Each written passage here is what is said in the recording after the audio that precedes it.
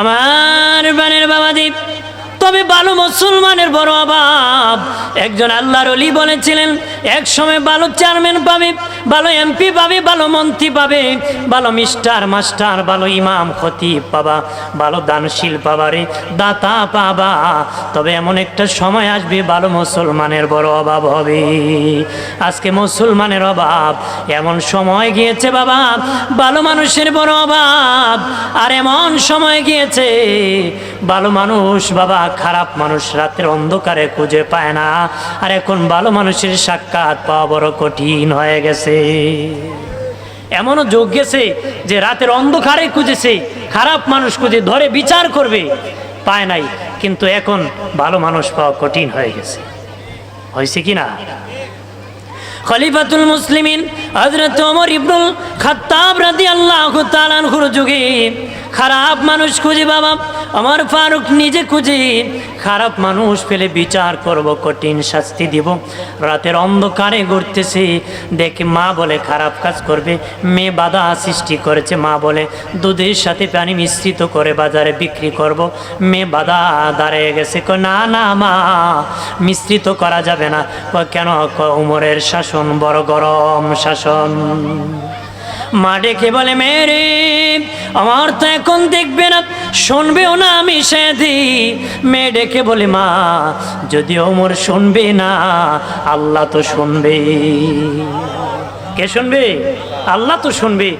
কিন্তু ওমর ইবনুল খাত্তাব দাঁড়িয়ে আছে পাশে, শুনতেছে। মারহাবা বলেন না। চলে গেলেন সকালবেলা, ফজরের নামাজ পড়ে আদালত বসে গেল। উনি লোক পাঠাইলেন ওই মহিলার বাড়িতে, মার মেয়েকে ধরিয়ে আনলেন। আনিয়া জিজ্ঞাসা করলেন, গত রাত্রে তোমরা কি আলোচনা করছো? মা কাঁপতেছে, ভয়তে কাঁপতেছে। আহারে কেমনি? ওমর ইবনুল খাত্তাব শুনে ফেলল, আমরা দুধের সাথে পানি মিশ্রিত করতে চেয়েছিলাম। কেমনে বুঝলো? আমাদের দেশে দুধের সাথে পানি মিশায় লোক আসেনি? ধরে কোন আসেনি? থার্মোমিটার দিয়া এখন বের করে ফেলে দুধ কত আর পানি কত। দুধ কত? এক বেচারা দুধ আর পানি মিশিয়ে বাজারে বিক্রি করতে গেছে। তো মানুষ জিজ্ঞেস করে, তুমি কি দুধের সাথে পানি মিশ্রিত করছো? আল্লাহর কসম, আমি দুধের সাথে পানি মিশ্রিত করি নাই। থার্মোমিটার দিয়ে মাপ দিয়ে দেখে 3 বার পানি 1 বার দুধ। আপনি তো বললেন দুধের সাথে পানি মিশ্রিত করেন নাই, এখন 3 বার পানি 1 বার দুধ, কারণ কি? আমার কসম ঠিক আছে। আমার কসম কি? আমি তো মানুষ দুধের সাথে পানি মিশাই, আমি পানির সাথে দুধ মিশাইছি। মানুষ 1 বার পানি দেয়, 3 বার দুধ থাকে। আমার হলো 3 বার পানি 1 বার দুধ, এই জন্য আমি পানির সাথে দুধ মিশ্রিত করছি, দুধের সাথে পানি নয়। এরকম চালাক মানুষ আছে না? জোরে কোন আছে কি না? আমার বানের বাবাদি মেয়ে মা ভয়তে কাঁপতেছে। ওমর ইবনুল খাত্তাব বলে, এরে নারী, তোমাকে একটা প্রস্তাব দিব, তুমি রাজি থাকবানি? বলেন বলেন। তোমার মেয়েটাকে আমার ছেলের বিবি বানাইতে চাই, যদি অনুমতি দাও তোমার মেয়ে আমার ছেলের বউ বানাবো। ওই মহিলাটাকে আমিরুল মুমিনিন, আমার চেয়ে ভাগ্যবান কে হতে পারে যে একজন বাদশার ছেলের সাথে আমার মেয়ের বিয়ে হবে? ওই মেয়ের সাথে ওই ওমর ইবনুল খাত্তাব রাদিয়াল্লাহু তাআলা আনহুর ছেলের বিবাহ হয়ে গেল বাবা। ওই মেয়ের গর্ভ থেকে অসংখ্য মুহাদ্দিসিনে কেরাম, মুফাসসিরিনে কেরাম, ওলি আল্লাহর জন্ম হয়েছে। কারণ ক্ষেত ভালো, ফসল ভালো। কতক্ষণ ক্ষেত ভালো তো ফসল ভালো বাবা। ওই নারী, ভালো নারীর জন্য হযরত ওমর ফারুক রাদিয়াল্লাহু তাআলা বিয়ে করাইছেন। ওই নারীর গর্ভ থেকে ওলি আল্লাহর জন্ম হবে। সুবহানাল্লাহ বলেন না? এমন যুগ আছে বাবা, ওই যুগ গিয়েছে। খারাপ মানুষ ছিল না। হযরত ওমর দেখতেছেন রাসূলুল্লাহ রওজার সামনে একজন সুন্দর নারী, অলংকার পরানো, স্বর্ণ অলংকার পরানো জামা কাপড়, সুন্দর একটা যুবতী নারী চিৎকার করে কাঁদতেছে আর সালাম দিতেছে। হযরত ওমর ফারুক বলেন, দেখিয়ে দেখলাম এই মহিলার বাড়ি মদিনা নয়, বহু দূরে হবে মহিলার বাড়ি। জিজ্ঞাসা করলেন, মা, ও মা, তোমার বাড়ি কই? কই, কোথা থেকে আসছো?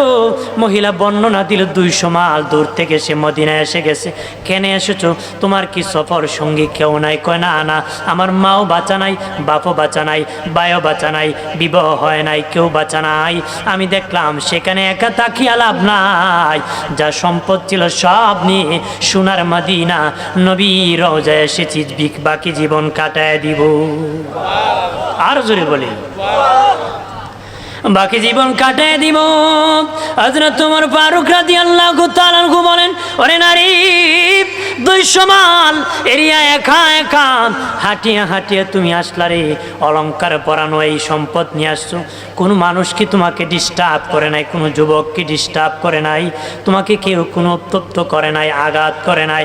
মহিলা ওই নারী কয়, না আমিরুল মুমিনিন, আমি এত মাল জায়গায় এসেছি, বহু বাজার দিয়ে হাঁটিয়ে এসেছি, এত ভালো মানুষ কোনো যুবক আমার দিকে মাথা উঠায় তাকায় নাই। আপনার মেয়ে 200 গজ যেতে পারবো?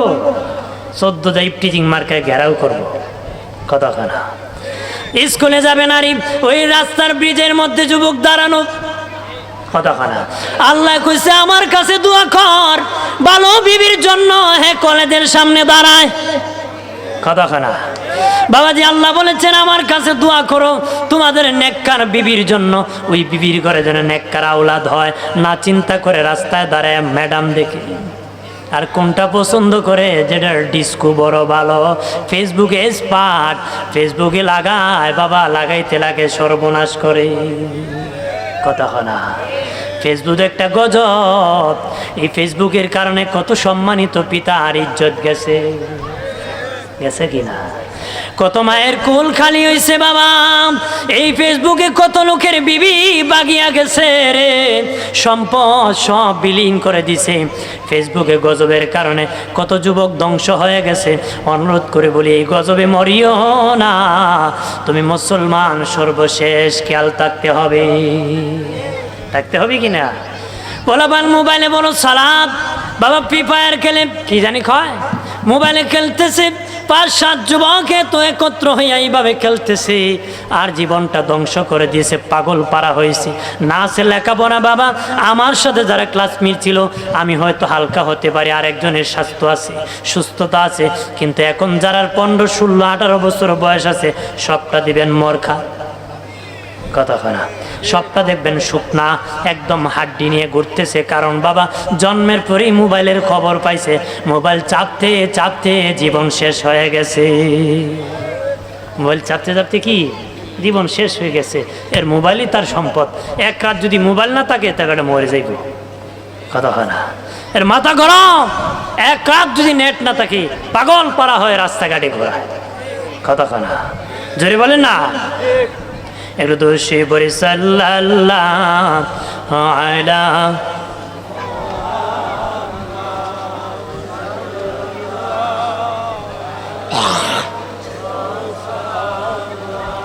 জোরে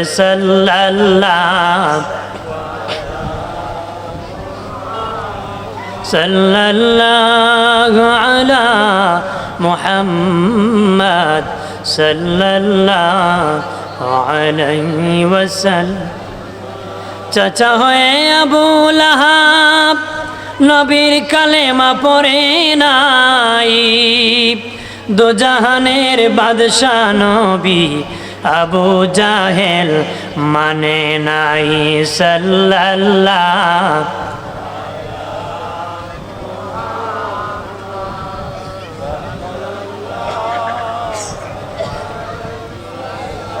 আল্লাহুম্মা সাল্লাল্লাহু। আদিন খারাপ লাগতেছে নাকি বলবো? আমার প্রাণের বাবাজি, অদুস্থ বুজুর্গরা খেয়াল করেন ভালো করিয়া। ভালো মানুষ আর খারাপ মানুষের কথা বলেছি বাবা। এখনো ভালো মানুষ হতে পারবো যদি ওমর ইবনুল খাত্তাবের যুগের মুসলিমের মতন হতে পারি, আমার ফারুকের যুগের মানুষের মতন, মুসলমানের মতন মুসলমান হতে পারি, তাহলে এখনো আমরা বিজয়ী মুসলমান হব। কি হব? আপনারা বলেন, আমরা কি এখন বিজয়ী মুসলমান না পরাজিত মুসলমান? পরাজিত মুসলমান। নবী বলেছেন যে কোনো যুগের যে কোনো মুসলমান বাবাজি বিজয়ী মুসলমান হতে পারবে যদি তাদের আদর্শ থাকে। কথা কয় না? আমরা যে কোনো সময় বিজয়ী মুসলমান হতে পারবো যদি ওমর ফারুকের যুগের মুসলমানের মতন মুসলমান হই। কথা কয় না? জোরে বলেন না। বিচারের অভাব নাই। হাজিরিন, হযরত আবু বকর সিদ্দিক রাদিয়াল্লাহু তাআলা যখন শাসন করেছিলেন, ওমর ফারুক ছিলেন বিচারক। 2 বছরে একটা বিচারও ওনার কাছে যায় না। সুবহানাল্লাহ বলবেন না? আজকে গ্রামে বিচারের অভাব আছে। আজকে বাবা ছেলের বিরুদ্ধে মামলা করে, মা মেয়ের বিরুদ্ধে মামলা করে, ছেলে বাবার বিপক্ষে মামলা করে। বাবা খারাপ মানুষ বেড়ে গেছে, এত বাড়ছে বাবা, বাবার ছেলে মিল নাই। আগে এক কুয়ার পানি সারা গ্রাম মিলিয়া খাইতো, এখন এক টিউবওয়েলের পানি বাবার ছেলে খেতে পারে না রে বাবা। ছেলের বউ খেলে শাশুড়ি ধমক মারে, শাশুড়ি নিলে ছেলের বউ ধমক মারে। এখন মিল নাই, আমরা পরাজিত, নবীর আদর্শ থেকে সরে গেছি। সরে গেছি না? নবীর আদর্শ থেকে সরে গেছি রে মুমিন। এই জন্য খেয়াল করে বলি, আদবওয়ালা মুসলমান হও, আদর্শওয়ালা হও, নীতির পরিবর্তন ঘটাও। বাবাজি ওমর ইবনুল খাত্তাব বিচারক ছিলেন, 2 বছর ভিতরে কোনো বিচার আসে নাই। উনি যে বলেন, গো আমিরুল মুমিনিন আবু বকর সিদ্দিক, আমাকে সেখান থেকে মুক্তি দেন, আমি সেখান থেকে মুক্তি পেতে চাই, কারণ কোনো কাজ নাই। 2 বছর ধরে আমি বসে আছি, কোনো বিচার আসে না, আমাকে মুক্তি দিয়ে দেন। হযরত আবু বকর বলে, ওমর তুমি হলা ন্যায় বিচারক, তুমি ন্যায় বিচার করে জন্য যারা অন্যায়কারী তারা তোমার কাছে বিচার নিয়ে আসে না। 2 জন ঝগড়া লাগে বাবা, একজন ন্যায় থাকে, একজন অন্যায়কারী থাকে। ন্যায়কারী যখন চলো উমরের দরবারে, অন্যায়কারী কো আমার যাওয়া দরকার নাই, তুমি নিয়ে যাও। সুবহানাল্লাহ বলেন না? এই জন্য কোনো বিচার হয় নাই, নিজে নিজে সমাধান। আজকে যদি আদালতে ইনসাফ হতো, বিচার হতো বাবা, তাহলে মিথ্যাবাদী বাবাজি 100 বছর 10-20 বছর মিথ্যা মামলা কোর্টে নিয়ে যেত না, মিথ্যাবাদী বিচারের আয়োজন করতো না, সত্যবাদীকে তার মাল দিয়ে দিত। কথা বলেন ঠিক কিনা? ইনসাফ লাগবে রে বাবাজি। অনুরোধ করে বলি, ওই কথাগুলা খারাপ লাগতে পারে, গুরুত্বপূর্ণ কথা বাবা, শুনে নাও ভালো করে। জীবন পরিবর্তন করতে হবে। সারা জীবন ওয়াজ শুনলে হবে না, ওয়াজকে আমল করতে হবে, জীবন পরিবর্তন করতে হবে। জমিনে যখন ধান লাগায় মানুষ, আগাছাও হয়, ধানের মধ্যে আগাছা ফেলে দিতে হয়। আগাছা যদি ফেলে না দেন তাহলে ধান সর্বনাশ হয়ে যাবে। এখন আগাছাও যদি না চিনেন, দানও যদি না চিনেন, আপনি দান ছিঁড়ে ফেলেন, বলেন বৎসর শেষে দান পাবেন না, ঘোড়ার ডিম পাবেন। জোরে বলেন না? দান পাবেন না। আগাছা ছিঁড়ে দিলে বাবা দান পাবেন, যদি দান ছিঁড়ে ফেলেন, আগাছা থাকলে ঘোড়ার ডিম পাবেন। ঘোড়ার ডিম ছিঁড়েন? ঘোড়ার ডিম ছিঁড়েন? এক বেচা বাজারে গিয়েছিল, ডিম খাইতো। জিজ্ঞেস করে, কয় জাত ডিম আছে? আমার কাছে 3 জাত ডিম আছে। হাঁসের ডিম, মুরগির ডিম, ঘোড়ার ডিম। কি ডিম? হাঁসের ডিম, মুরগির ডিম, ঘোড়ার ডিম। বেচারা কো জীবনে ঘোড়ার ডিম খাইছি না, আজকে না খেয়ে বাড়ি যাইতাম না। বসো, ঘোড়ার ডিম দিব। তা হাঁসের ডিম শেষ, মুরগির ডিম শেষ, কাঁচা আড়ায় জাগা বাড়ি।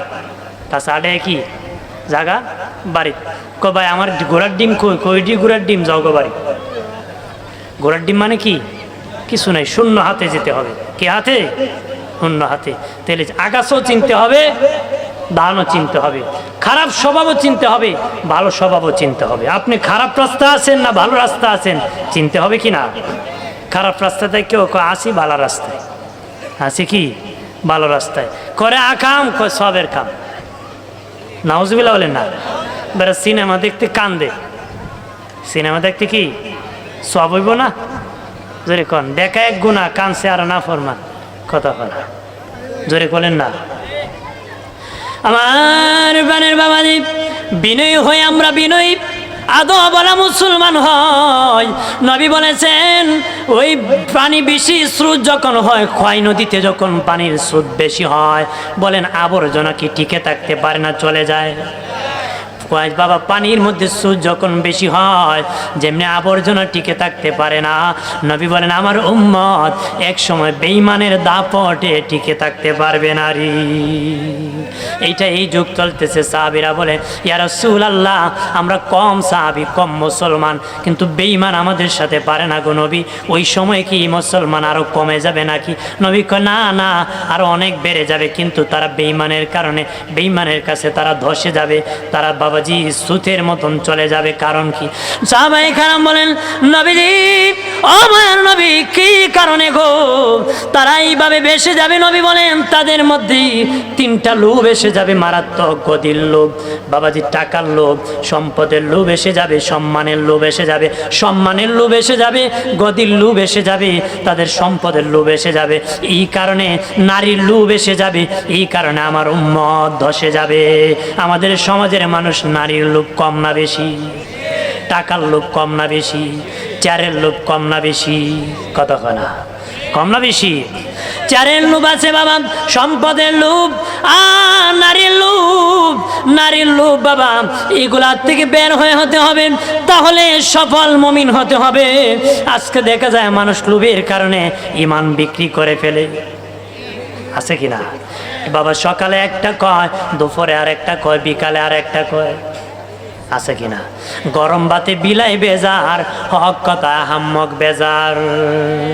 বাবাজি বেজার হবেন না, বেজার হলে হাসরের দিন ধরায় পড়ে যাবেন, নিজের গায়েও যদি পড়ে তারপর আল্লাহর কাছে ক্ষমা চাবেন।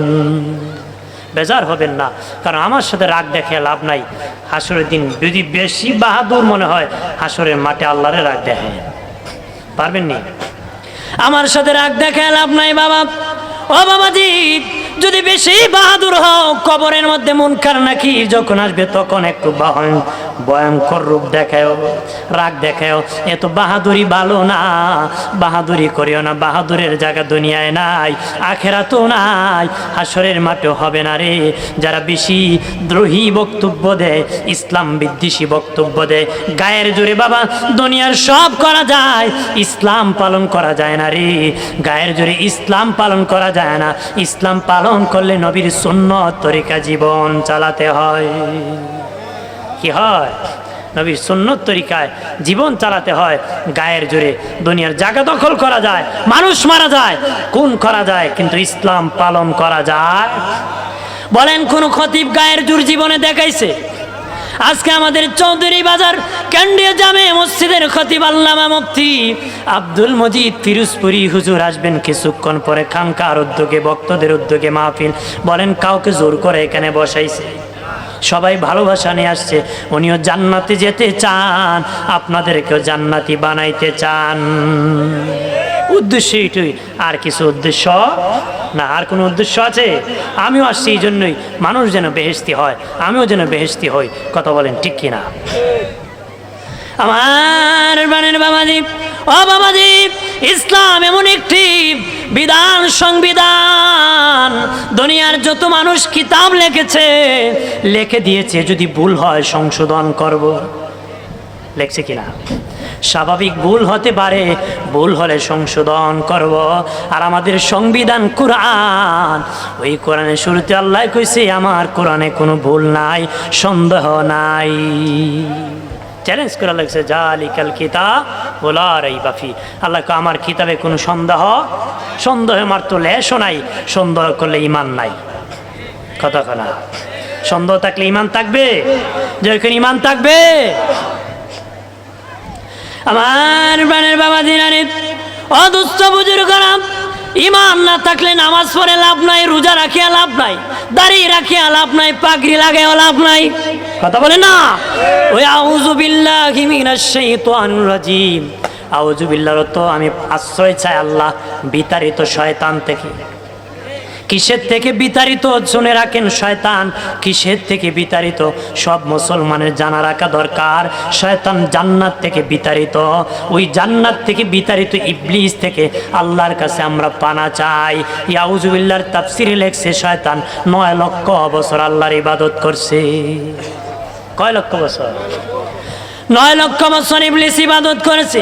ইবলিস হলো জিন জাতি, ইবলিস হলো জিন জাতি বাবা।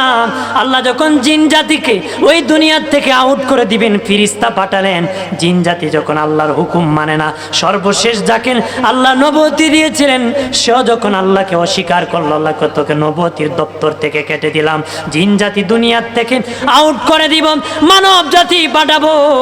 তখন জিন জাতিকে আউট করে দেওয়া হলো। তখন ইবলিসের বয়স ছিল 10 বছর। কয় বছর? আমরা 2 বছরের বাচ্চা যেমন হাঁটে, জিন জাতিরা 10 বছর এরকম বড় হয়। ওই ইবলিস এইভাবে হাঁটতেছে, ফিরিস্তাদের কাছে বড় মায়া লাগছে। আল্লাহকে আল্লাহ, এটা তো নিষ্পাপ ছোট্ট বাচ্চা, তাকে শেষ করে লাভ নাই, এটাকে আমরা রেখে দেয়। আল্লাহকে ঠিক আছে তোমরা রেখে দাও, আল্লাহর কুদরত বোঝা যায় না। ফিরিস্তারা বলেন ও মালিক, তাকে নিয়ে যায় আসমানে। আসমানে নিয়ে যাওয়া হলো, সে বড় হলো, শিক্ষিত হলো, মুআল্লিম মালাকুত হয়েছিল, ফিরিস্তাদের সর্দার হয়েছিল, এত বড় শিক্ষিত হয়েছিল। ও বয়ান যখন করত ফিরিস্তারা বিনয় বিনয় কান্ত। এত ইবাদতকারী ছিল বাবা, 9 লক্ষ বছর ইবাদত করেছে। আল্লাহ যে আদমকে সেজদা কর, তখন বাবা ধরা খাইছে, ইবলিসের ঈমান নাই। 9 লক্ষ বছর আল্লাহর ইবাদত করার পরে ধরা খাইছে, ঈমান নাই। আমাদের দেশে মুহররম মাস আসলে, রবিউল আউয়াল মাস আসলে বহু মৌলবী ধরা খায়, ঈমান নাই। কথা বলেন ঠিক কিনা?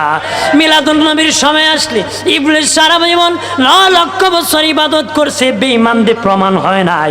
যখন আল্লাহ কইছে সেজদা কর, এক মুহূর্তে প্রমাণ হইছে বেঈমান। আল্লাহ কতকে মালাউন মরদুদ বানিয়ে দিলাম, বের হয়ে যা, আমার জান্নাত থেকে বের হয়ে যা। বাবাজি দেখতে খুব লেবাসদারি, দাড়িওয়ালা, টুপিওয়ালা, জুব্বাওয়ালা, কিন্তু কথা বললে বোঝা যায় টাটকা বেঈমান। কথাবার্তা নবী রাসূলের মতন, কাজ করে ফেরাউনের মতন। বাবা শুনে রাখেন, বুজুর্গের বুজুর্গের থেকে আদর্শ উত্তম, বুজুর্গের বুজুর্গের থেকে আদর্শ উত্তম। হযরত আলী রাদিয়াল্লাহু তাআলা আনহুর জবান থেকে বলেছেন, বুজুর্গের বুজুর্গের থেকে আদর্শ উত্তম। 70 বছর যদি কেউ বুজুর্গি করে, 70 বছর পরে এক কথায় তার বুজুর্গি ধ্বংস হয়ে যেতে পারে, কিন্তু আদর্শওয়ালার আদর্শ কোনোদিন ধ্বংস হবে না রে। আদর্শওয়ালার কি? আদর্শওয়ালার আদর্শ কোনোদিন ধ্বংস হবে না। ও মুমিন, আর হযরত আলী রাদিয়াল্লাহু তাআলা আর বলেন, দোকানের তালা খুললে বোঝা যায় এটা কয়লার দোকান না স্বর্ণের দোকান। দোকানের তালা খুললে বোঝা যায় এটা কয়লার দোকান না স্বর্ণের দোকান। আর চরিত্র এমন একটা জিনিস যেটা বেচাও যায় না, কেনাও যায় না। এমন কোটিপতি নাই রিস্কাওয়ালার ভালো চরিত্র নিয়ে যাবে, এমন কেউ নাই ধনী আদর্শওয়ালার আদর্শ কিনে নিবি, আছে নাকি? আদর্শ এমন একটি জিনিস, নিজেরটা নিজেই গ্রহণ করতে হয়। টাকা দিয়ে বিক্রি করা যায় না বাবা, কিনাও যায় না, বেচাও যায় না।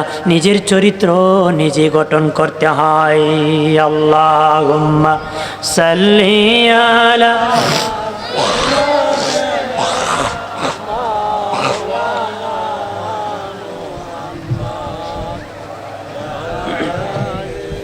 সাইয়্যিদিনা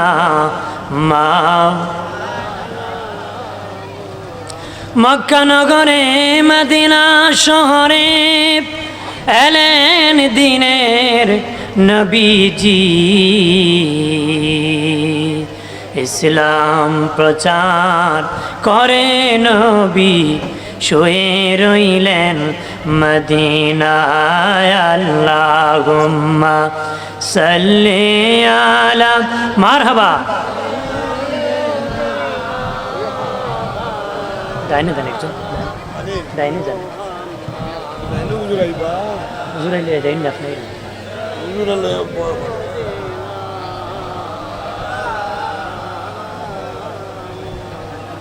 আমার বানের বাবা দিনারে খেয়াল করেন ভালো করিয়া। ও বাবাজি, আমি যা যতটুক বলেছি চরিত্র পরিবর্তন করার জন্য, কথা শোনা, চরিত্র ভালো হতে হবে। সোনার বাংলা ঠিক, সোনার মানুষ নাই, কথা করা। সোনার মানুষ যেদিন হবে দেশটা সোনার বাংলা হয়ে যাবে। যত সোনার বাংলা গান গাও, আমি তোমায় ভালোবাসি কিন্তু তোমার জিনিস আমার পছন্দ হয় না। কথা কয় ঠিক কিনা? নেতারা গান গায় আমার সোনার বাংলা, আমি তোমারে ভালোবাসি, কিন্তু তোমার চিকিৎসা আমার কাছে ভালো লাগে না, আমেরিকায় করতে হয়, ভারত গিয়া করতে হয়। কথা না বলে সোনার বাংলা, তোমারে আমি ভালোবাসি ঠিক, কিন্তু তোমার কোনো খাবার আমার ভালো লাগে না।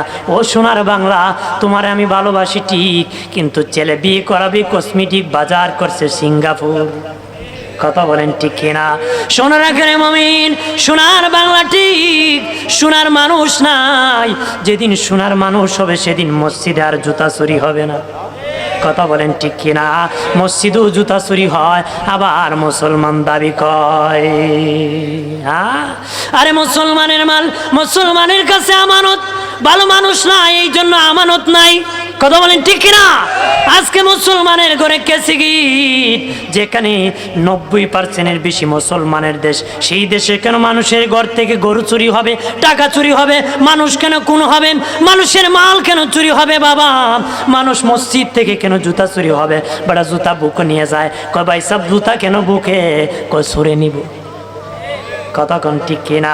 আজকে কেন আমানতদারি নাই? বাবার কাছে ছেলের আমানত নাই, ছেলের কাছে বাবার আমানত নাই।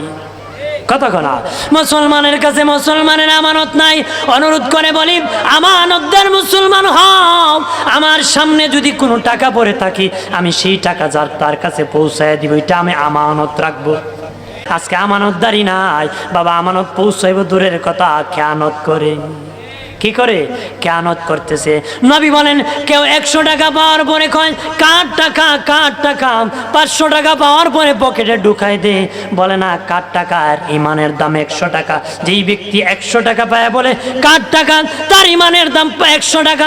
যে 500 টাকা পাওয়ার পরে কয় এই 500 টাকা কার টাকা, সেও ইমানের দাম 500 টাকা। 1000 পাওয়ার পরে পকেটে ধরে দেয় 500 টাকা, বলে কার টাকা, বলে তার ইমানের দাম 500 টাকা। যত টাকার আমানতদারি রাখবে আপনার ইমানের দাম তত দামি। ধরে বলি, যত দামি জিনিস আপনার কাছে আসার পরে আপনি আমানত রক্ষা করতে পারবেন, মনে করবেন আপনার ইমানটা তত দামি। যতদিন পর্যন্ত নিজের মধ্যে আমানতদারি রাখতে পারবেন, আপনার দ্বারা কোনো হারাম কাজ জীবনে হবে না রে। হবে? আজকে আমানতদারি নাই, কারোর কাছে আমানতদারি নাই, এই জন্য আজকে খেয়ানতদার বেড়ে গেছে, চোর বেড়ে গেছে, ডাকাত বেড়ে গেছে। নবীর চরিত্র গঠন করলে চুরি ডাকাতি চলবে? যেরকম চলবে।